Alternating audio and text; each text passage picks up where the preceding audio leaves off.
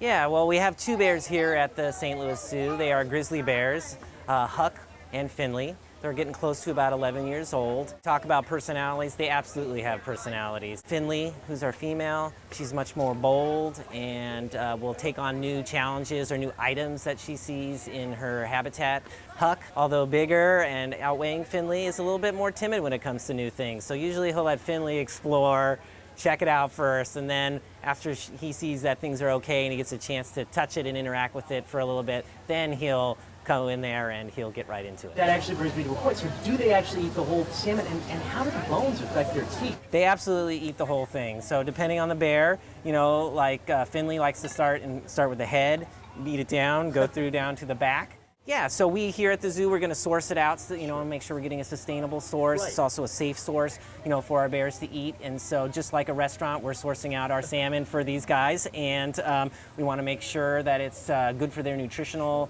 components, and so that giving them the whole salmon allows them to eat all parts of it. But what do you have in here? Yeah, we have a lot of variety of different things in here. So, like I said, depending on the season and what bears are eating in the wild, we like to adapt to our nutritional output to them. We just want to keep them busy and active all day, because as we lead up to the fall, when the bears are putting on all that weight, the amount of food that we give them increases. I mean, in the wild, you know, getting food is your life, right? You know, and so they come out of their hibernation in the spring, then they start to eat. And then that's the theme, right? In the summer months, they're gonna go into a state called hyperphagia, which means they just can't get enough to eat. And so this is an adaptation that they've developed, bears to pack on food. By the time they get to the fall, right before we start getting to hibernation season, they want them to be big, round, and fat.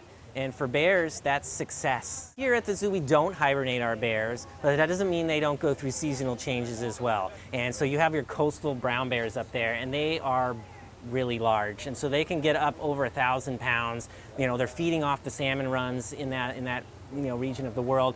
Huck and Finley are inland grizzly bears, and so they're not going to be quite as large. And so, as I mentioned, the coastal browns are over 1,000. These guys are going to weigh in probably half that weight. So Finley right now, is peaking out about 440 pounds for Fat Bear Week, which is really awesome for her. And Huck is rounding out about 570 pounds. So you can see the difference in that, you know, in terms of the size based on the different region of the world that a bear will live in, or our brown bears, even amongst that species, have differences. Bears are amazing creatures. Participate in Fat Bear Week. You know, go on the bracket, vote. You know, it's a celebration of success for these bears.